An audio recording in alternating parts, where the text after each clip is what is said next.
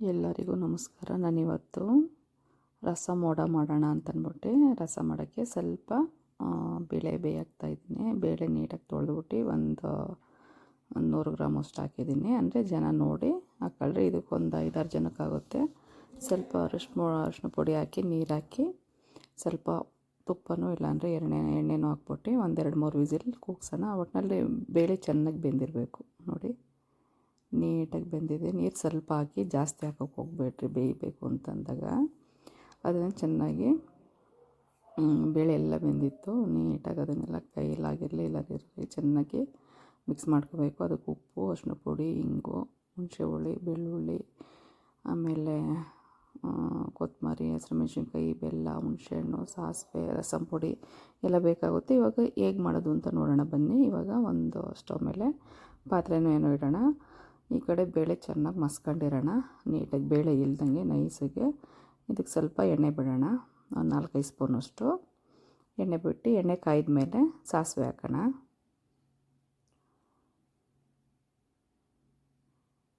ಸಾಸಿವೆ ಸಿಡ್ದಾದ್ಮೇಲೆ ಬೆಳ್ಳುಳ್ಳಿ ಚಿಕ್ಕ ಕಟ್ ಮಾಡ್ಕೊಂಡಿದ್ನಲ್ಲ ಅದನ್ನು ಹಾಕ್ತಾಯಿದ್ದೀನಿ. ನೀವು ಜಜ್ಜಿಬಿಟ್ಟಾದರೂ ಹಾಕಿ. ಇವಾಗ ಸಾಸಿವೆ ಮತ್ತು ಬೆಳ್ಳುಳ್ಳಿ ಹಾಕಿ ಚೆನ್ನಾಗಿ ಎಣ್ಣೆಲಿ ಫ್ರೈ ಮಾಡೋಣ. ಅದಾದಮೇಲೆ ಕರಿಬೇವು ಸೊಪ್ಪು ಹಾಕ್ತಾಯಿದ್ದೀನಿ. ಆಮೇಲೆ ಹಸಿಮೆಣ್ಸಿನ್ಕಾಯಿ ಉದ್ದುದ್ದು ಕಟ್ ಮಾಡ್ಕೊಂಡಿರೋದು ಒಂದು 3-4 ಹಾಕ್ಕೊತಾಯಿದ್ದೀನಿ. ಮತ್ತು ಬ್ಯಾಡಗಿ ಮೆಣಸಿನ್ಕಾಯಿ ಒಗ್ಗರಣೆಗೆ ಇಷ್ಟು ಹಾಕಿ ಎಣ್ಣೆಲಿ ಚೆನ್ನಾಗಿ ಫ್ರೈ ಮಾಡೋಣ.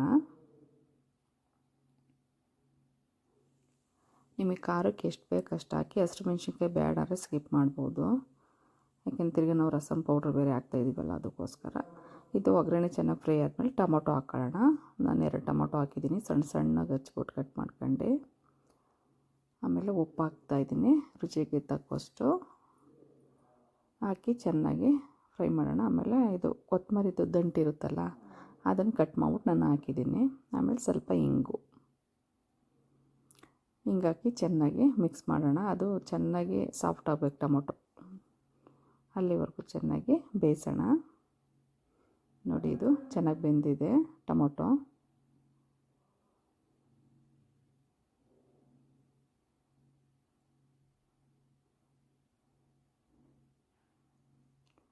ಚೆನ್ನಾಗಿ ಬೆಂದಾದ್ಮೇಲೆ ಸ್ವಲ್ಪ ಅರಿಶಿನದ ಪೌಡ್ರ್ ಹಾಕೋಣ. ಅರಿಶಿನದ ಪುಡಿ ಉದುರಿಸ್ಕೊಂಡಾದ್ಮೇಲೆ ಚೆನ್ನಾಗಿ ತಿರುಗಿಸಿ ಅದಕ್ಕೆ ನಾವು ಹುಣಸೆಹಣ್ಣು ಅಂದರೆ ಈ ಹುಳಿಗೆ ಎಷ್ಟು ಬೇಕು, ಯಾಕಂದರೆ ಆಲ್ರೆಡಿ ಟೊಮೊಟೊ ಹಾಕಿರೋದ್ರಿಂದ ಹುಳಿಗೆ ಎಷ್ಟು ಬೇಕೋ ಅಷ್ಟು ಹುಣಸೆಹಣ್ಣ ಕಿವುಚ್ಕೊಂಡು ನಾವು ರಸ ಮಾತ್ರ ಅದರೊಳಗಡೆ ಹಾಕೋಣ.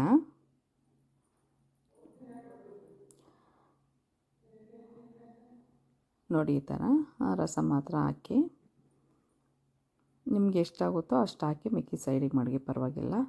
ನಾನೊಂದು 5-6 ಸ್ಪೂನಷ್ಟು ಹಾಕಿದ್ದೀನಿ. ಇವಾಗ ಹುಳಿ ಹಾಕಾದ್ಮೇಲೆ ಚೆನ್ನಾಗಿ ತಿರುಗಿಸೋಣ. ನಿಮ್ಗೆ ಅಕಸ್ಮಾತ್ ಹುಣಸೆ ಹುಳಿ ಬೇಡ ಅಂದರೂ ಹಾಕ್ಬೋದು, ಯಾಕೆಂದರೆ ಟೊಮೊಟೊ ಹುಳಿನೇ ಸಾಕು, ಹುಳಿ ಜಾಸ್ತಿ ತಿನ್ನಲ್ಲ ಅಂದರೂ ಸಾಕಾಗ್ಬೋದು. ನಾನು ಸ್ವಲ್ಪ ಬೆಲ್ಲ ಹಾಕಿದ್ದೀನಿ, ಅದು ಆಪ್ಷನಲ್. ಬೇಕು ಅಂದರೆ ಹಾಕಿ, ಬೇಡ ಅಂದರೆ ಬೇಡ. ಇವಾಗ ಮಳೆಗಾಲ ಇರೋದ್ರಿಂದ ಚಳಿಗೆ ಏನಾದರೂ ಬೇಕಪ್ಪ ರಸಮ್ ಮಾಡ್ಕೊಂಡು ಏನಾದರೂ ಅಂತಂದರೆ ಈ ಥರ ಮಾಡಿ. ತುಂಬ ಚೆನ್ನಾಗಿದೆ ರೆಸಿಪಿ, ತುಂಬ ಈಸಿ, ತುಂಬ ಟೇಸ್ಟಿಯಾಗಿತ್ತು. ಇವಾಗ ನಾವೇನು ಬೇಳೆ ಕಟ್ಟೆಲ್ಲ ನೀಟಾಗಿ ರೆಡಿ ಮಾಡ್ಕೊಂಡಿದ್ವಲ್ಲ ಅದನ್ನು ಇದು ಟೊಮೊಟೊ ಒಗ್ಗರಣೆ ಒಳಗಡೆಗೆ ಸೇರಿಸೋಣ. ನೀಟಾಗಿ ಬೇಳೆ ಬೆಂದಿರಬೇಕು, ಅದು ಕೈಗೆ ಸಿಗೋ ಆ ಥರ ಬೆಂದಾದ್ಮೇಲೆ ಮಸ್ಕೋಬೇಕು. ಇವಾಗ ಜೊತೆ ಎಲ್ಲ ಹಾಕಿದ್ದೀವಲ್ಲ ಎಲ್ಲ ನೀಟಾಗಿ ಹೊಂದ್ಕೊಳ್ಳೋವರೆಗೂ ಕುದಿಸ್ಬೇಕು. ಆಮೇಲೆ ಉಪ್ಪು ಖಾರ ಎಲ್ಲ ನೋಡಿ, ಉಪ್ಪು ಬೇಕಾ ಖಾರ ಬೇಕೆಲ್ಲ ನೋಡ್ಬಿಟ್ಟು ಒಂದು ಸ್ವಲ್ಪ ಹದ ಮಾಡಿ. ಆಮೇಲೆ ರಸಮ್ ಕ್ವಾಂಟಿಟಿ ನೀವು ಒಂದು ಸ್ವಲ್ಪ ಅಷ್ಟು ನೀರು ಬೇಡ, ಅಷ್ಟು ಗಟ್ಟಿಗೆ ಬೇಡ. ಏಕೆಂದರೆ ಅದು ಉದ್ದಿನೋಡೆ ನೆನೆಸಾದ್ಮೇಲೆ ತುಂಬ ಗಟ್ಟಿಗಾರು ಇದು ಮಾಡೋಕ್ಕಾಗಲ್ಲ. ಇವಾಗ ನಾನು ರಸಮ್ ಪೌಡ್ರ್ ತೊಗೊಂಡಿದ್ದೀನಿ. ಅದಕ್ಕೆ ನಾನು ಈ ಬೇಳೆ ಕಟ್ಟನೆ ಒಂದು ಸ್ವಲ್ಪ ಅದಕ್ಕೆ ಹಾಕಿ ಮಿಕ್ಸ್ ಮಾಡ್ತಾಯಿದ್ದೀನಿ. ನೀವು ತಣ್ಣೀರಲ್ಲಿ, ಬಿಸಿನೀರಲ್ಲಿ ಯಾವುದ್ರಲ್ಲಾದರೂ ಮಿಕ್ಸ್ ಮಾಡಿ ಅದರೊಳಗೆ ಸೇರಿಸ್ಬೋದು. ನೋಡಿ ಈ ಥರ ಮಿಕ್ಸ್ ಮಾಡಿಬಿಟ್ಟು ನಾನು ಅದರೊಳಗಡೆ ಹಾಕ್ತೀನಿ.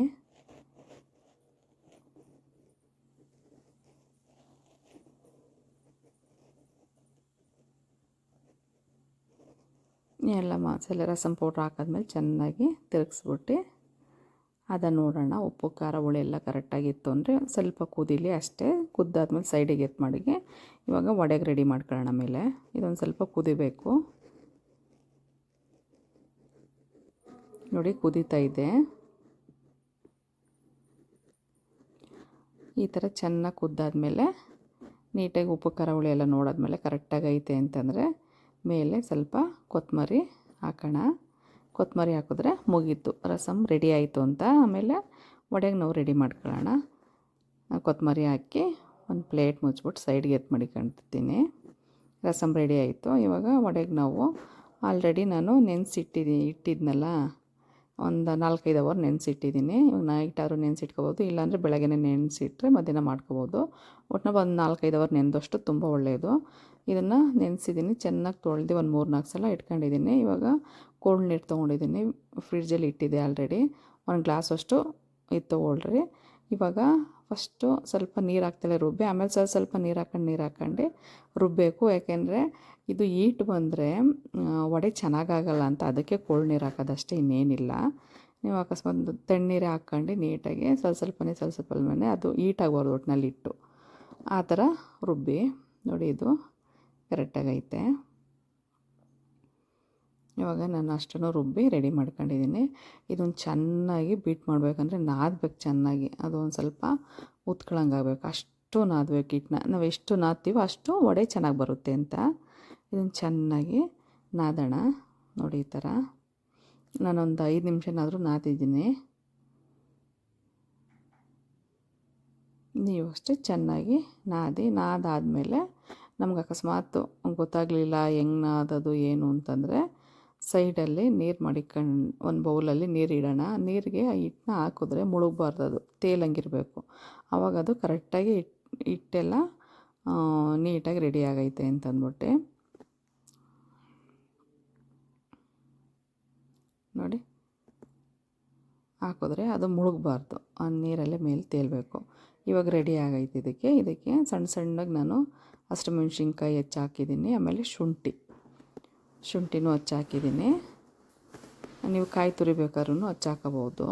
ನಾನಿಲ್ಲಿ ಹಸಿಮೆಣ್ಸಿನ್ಕಾಯಿ, ಶುಂಠಿ ಮತ್ತು ಕೊತ್ತಂಬರಿ, ಕರಿಬೇವಿನ ಸೊಪ್ಪು, ಉಪ್ಪು,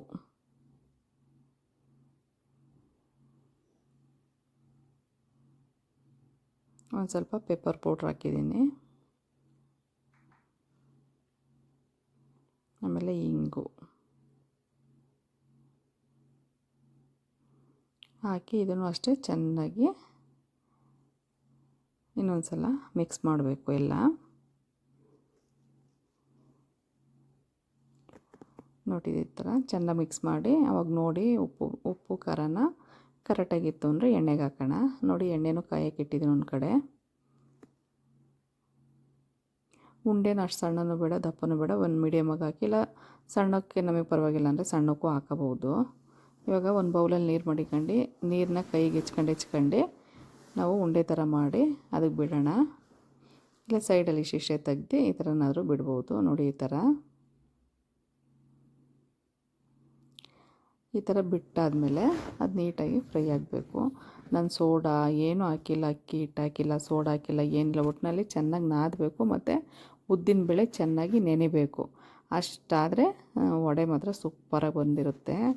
ಏನು ಇಂಗು ಇದು ಎಲ್ಲ ಹಾಕಬೇಕು ಅಂತದೇನಿಲ್ಲ. ನೋಡಿ ಈ ಕಡೆಗೆ ಎಣ್ಣೆ ಎಲ್ಲ ಬಿಟ್ಟಾದಮೇಲೆ, ಎಣ್ಣೆ ತುಂಬ ಉರಿ ಮಾಡ್ಕೊಂಡೆಲ್ಲ ಕಾಯಿಸೋದು ಬೇಡ, ಸಣ್ಣ ಉರಿಲೇ ಕಾಯಬೇಕು. ವಡೆ ಹಾಕ್ದಾಗಲೂ ಅಷ್ಟೇ ಸಣ್ಣ ಉರಿಲೇ ಬೇಯಬೇಕದು. ನೀಟಾಗಿ ಬೆಂದಾದಮೇಲೆ ತಿರುಗಿಸಿ ಚೆನ್ನಾಗಿ ಬೇಯಿಸೋಣ ಎರಡೂ ಕಡೆ. ಹಾಕಿದ ತಕ್ಷಣವೇ ಇದು ಮಾಡೋಕ್ಕೆ ಹೋಗ್ಬಿಡ್ರಿ, ಅದು ಕಚ್ಕೊಂಡಿರುತ್ತಲ್ಲ ಬಿಡಲ್ಲ, ಸ್ವಲ್ಪ ಹೊತ್ತಾದಮೇಲೆ ಅದೇ ಬಿಡುತ್ತೆ.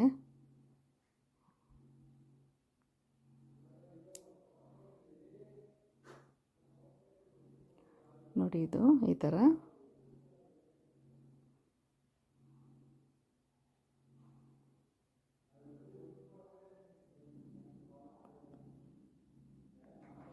ಚೆನ್ನಾಗಿ ಎಣ್ಣೆಯಲ್ಲಿ ಬೇಯಲಿ. ಅದು ನಾವೆಷ್ಟು ಕೆಂಪಾಳ ಬೇಯಿಸ್ತೀವೋ ಅಷ್ಟು ತಿನ್ನೋಕ್ಕೆ ಟೇಸ್ಟಿಯಾಗಿರುತ್ತೆ.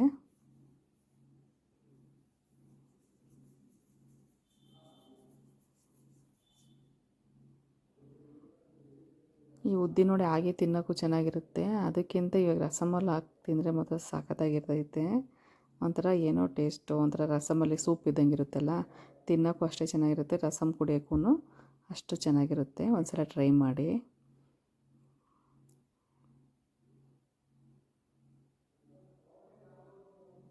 ನೋಡಿ ಇವಾಗ ಆಲ್ಮೋಸ್ಟ್ ಆಗಿದೆ. ನೋಡಿ ನೀಟಾಗಿ ಎಷ್ಟು ಚೆನ್ನಾಗಿ ಬೆಂದಿದೆ ಎಲ್ಲವುದು ಅಂದ್ಬಿಟ್ಟು. ಇವಾಗ ಸರ್ವ್ ಮಾಡೋಣ. ಇವಾಗ ರಸಮು ರೆಡಿ ಆಗೈತೆ, ವಡೆನೂ ರೆಡಿ ಆಗಿರೋದ್ರಿಂದ ರಸಮ್ನ ಫಸ್ಟು ಒಂದು ಬೌಲ್ಗೆ ಹಾಕ್ಕೊಳ್ಳೋಣ.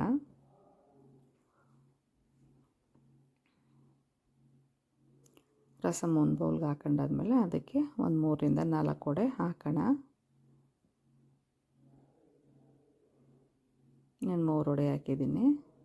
ಅದನ್ನು ಚೆನ್ನಾಗಿ ಒಂದು 2-3 ಸೆಕೆಂಡ್ ಆದರೂ ಕನಿಷ್ಠ ಪಕ್ಷ 1 ನಿಮಿಷನಾದರೂ ನೆನೆಸಿದ್ರೆ ತುಂಬ ಸ್ಮೂತಾಗಿ ಗುಲಾಬ್ ಜಾಮೂನ್ ಬರುತ್ತಲ್ಲ ಆ ಥರ ಸಾಫ್ಟಾಗಿ ಬರುತ್ತೆ.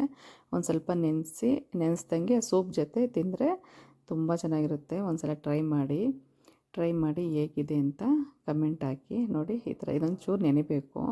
ನಾನು ಒಂದು ಸ್ವಲ್ಪ ಬೇಗನೆ ಕಟ್ ಮಾಡಿದೆ. 1 ನಿಮಿಷನಾದರೂ ನೆನೆದ್ರೆ ತುಂಬ ಸಾಫ್ಟಾಗಿ ತುಂಬ ಚೆನ್ನಾಗಿ ಬರುತ್ತೆ. ನೋಡಿ ಈ ರೆಸಿಪಿ ನಿಮ್ಮೆಲ್ರಿಗೂ ಇಷ್ಟ ಆಗೈತೆ ಅಂತ ಅಂದ್ಕೊಂಡಿದ್ದೀನಿ. ಟ್ರೈ ಮಾಡಿ. ಅಕಸ್ಮಾತ್ ಏನಾದ್ರೂ ಈ ಥರ ಅಲ್ಲ ಇನ್ನೊಂದು ಸ್ವಲ್ಪ ಈ ಥರ ಮಾಡಬೇಕು ಅಂತಂದರೆ ನೀವು ಕಮೆಂಟ್ ಹಾಕಿ, ಇನ್ನೊಂದು ಸಲ ನೆಕ್ಸ್ಟ್ ಟ್ರೈ ಮಾಡೋಣ.